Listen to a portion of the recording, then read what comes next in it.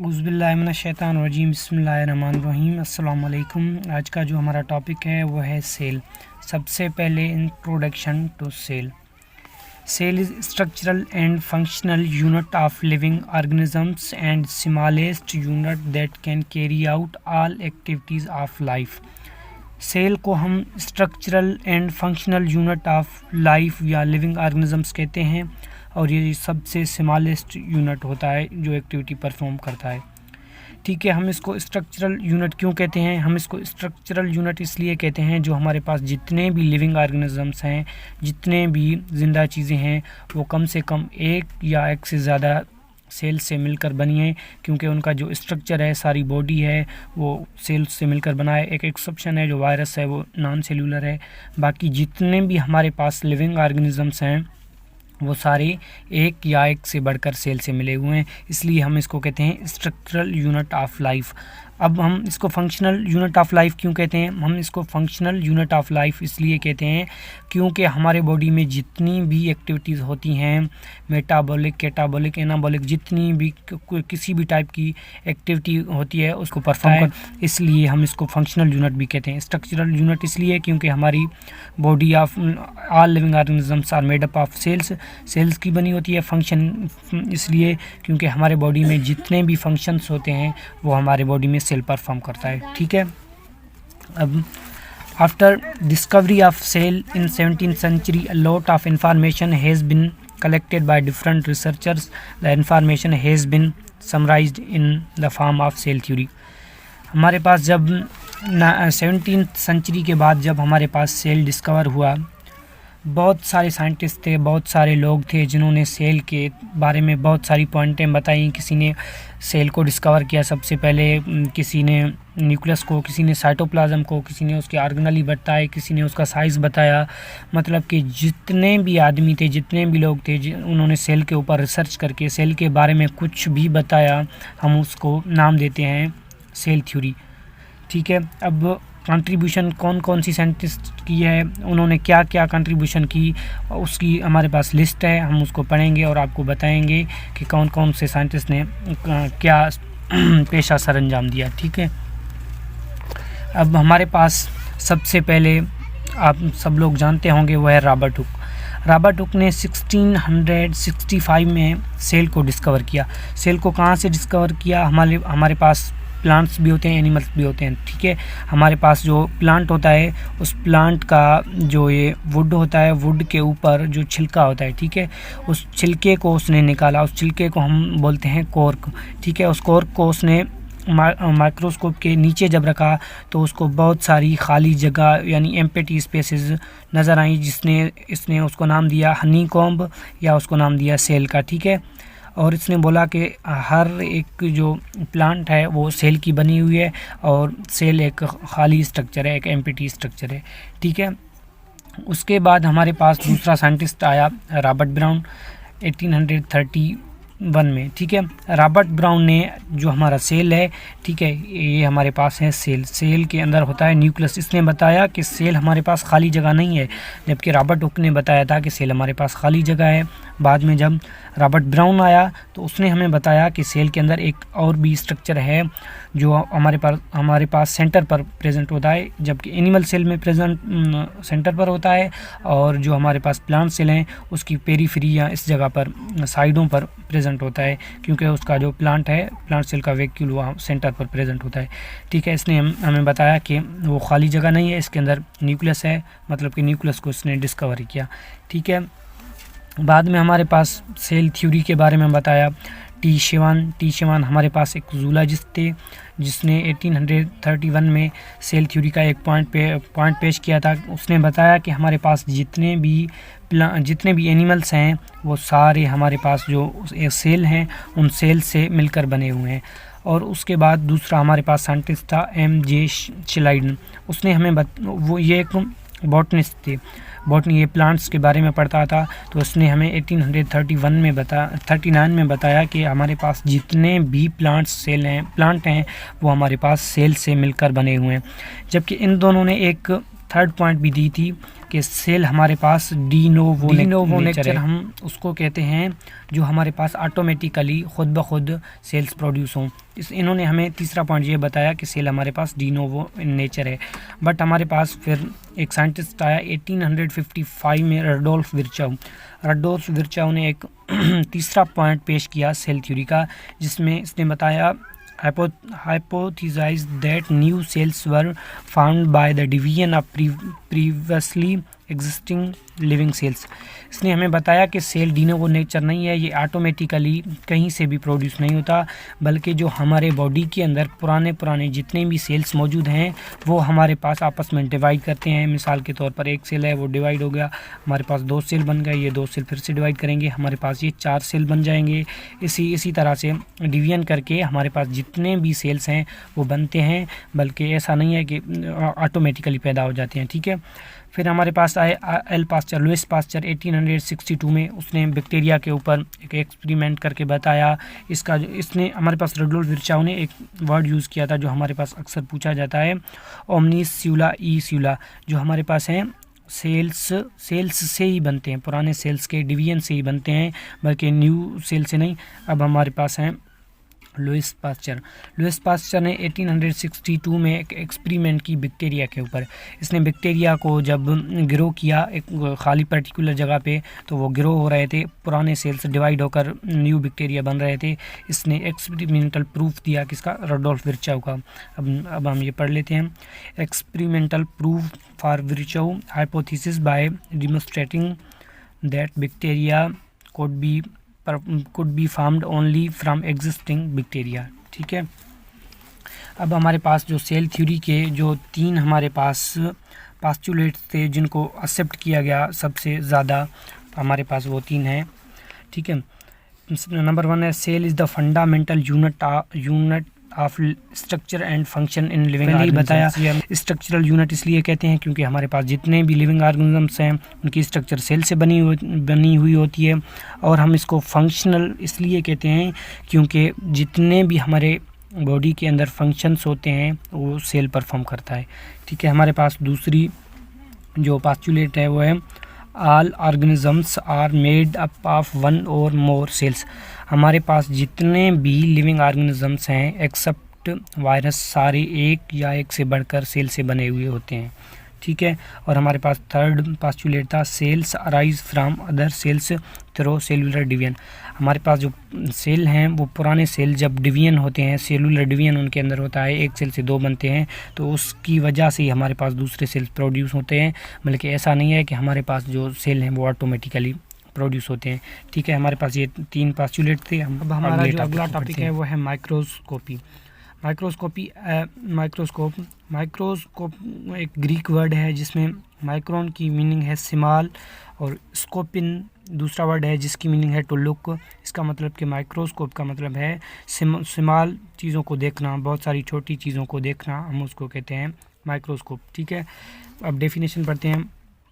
A microscope is an instrument for viewing objects that are too small to seen by the naked or unaided eye। Microscope हमारे पास एक instrument है, वो instrument हम उन चीज़ों को देखते हैं जो चीज़ें हमें अपने नेक्ड या अपने ज़ाहिर आँख से नज़र नहीं आते। उनके लिए हम जो इंस्ट्रूमेंट यूज़ करते हैं हम उस इंस्ट्रूमेंट को कहते हैं माइक्रोस्कोप, जिसके ज़रिए हम छोटी सी चीज़ को बड़ा करके देखते हैं। ठीक है, अब हमारे पास माइक्रोस्कोपी की डेफिनेशन है investigating small object that using such an instrument is called microscopy. किसी इंस्ट्रूमेंट यानी कि माइक्रोस्कोप की मदद से किसी भी चीज़ के इन्वेस्टिगेट करना, उसको देखना, उसके अंदर क्या चीज़ें हैं, कितनी चीज़ें हैं, कहाँ पर हैं, उसके देखने को हम कहते हैं माइक्रोस्कोपी। मतलब कि माइक्रोस्कोप इंस्ट्रूमेंट को यूज़ करके हम जो भी इन्वेस्टिगेट करते हैं जिस भी चीज़ को, हम उसको कहते हैं माइक्रोस्कोपी। ठीक है, अब examination of a cell and its compound depend upon the magnifying power of 2 convex lenses to produce magnified image for a very small object। अब हमारे पास जितने भी हमारे पास माइक्रोस्कोप हैं उनके जो लेंसेज हैं हमारे पास डिपेंड करता है कि उनका मैग्नीफाइंग पावर कितना है। मैग्नीफाइंग पावर हम किसको कहते हैं? मिसाल के तौर पर ये हमारे पास एक छोटी चीज़ है, उस छोटी चीज़ को उससे 1 गुना 2 गुना 10 गुना जितने गुना बढ़ा करके वो दिखाए, हम उसको कहते हैं मैग्नीफाइंग पावर।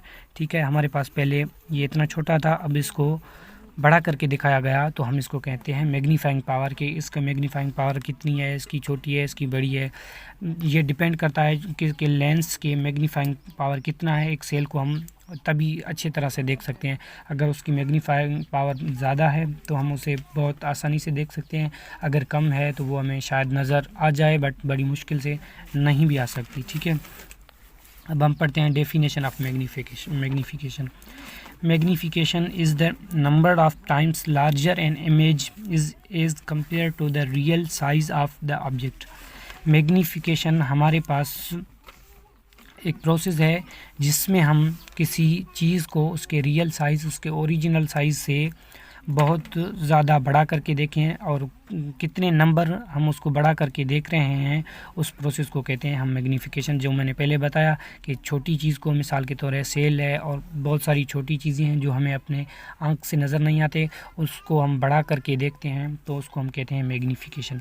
ठीक है, magnifying power of light microscope, जिसको हम कंपाउंड माइक्रोस्कोप भी कहते हैं, is about 5x to 4000x that of necked आई। हमारे पास जो लाइट माइक्रोस्कोप है, जिसको हम कंपाउंड माइक्रोस्कोप भी कहते हैं, उसकी जो मैग्नीफाइंग पावर है हमारे पास 5x से लेकर 4000x तक। इसका मतलब कि हमारे पास ये जो चीज़ है, ये जो डॉट है या हमारे पास कोई भी छोटी चीज़ है, ठीक है, ये इसको 500 दफ़ा से लेकर 4000 टाइम तक उसकी साइज़ को इंक्रीज़ कर सकता है और उसको बढ़ाकर हमें दिखा सकता है। ठीक है, हमारे पास ये जो लाइट माइक्रोस्कोप है। इसके अलावा हमारे पास आता है magnifying power of electron microscope. Electron microscope की मैग्नीफाइंग पावर बहुत ज़्यादा है, सबसे ज़्यादा है। इसकी मैग्नीफाइंग पावर हमारे पास तकरीबन 20 लाख टाइम, एक चीज़ है, एक उस चीज़ को 20 लाख टाइम अपने ओरिजिनल, अपने रियल साइज से बढ़ा करके ये दिखा सकता है। ठीक है, अब हमारे पास जो टॉपिक है वो है रेजोल्यूशन। ठीक है, the ability to distinguish between two separate points. ठीक है, रेजोल्यूशन का हमारे पास डेफिनेशन है कि हमारे पास दो चीज़ें अगर प्रेजेंट हैं, उन चीज़ों को अलग करके देखना। ठीक है, अब ये हमारे पास मिसाल के तौर पर एक चीज़ है, ठीक है, ये एक चीज़ हमें दिख रही है कि ये एक चीज़ है। अगर ये दोनों चीज़ें ये करीब से हैं, ठीक है, अब जब हम इनको अपनी आँख से देखेंगे दूर से तो हमें ये साथ नज़र आएंगी कि ये एक चीज़ है।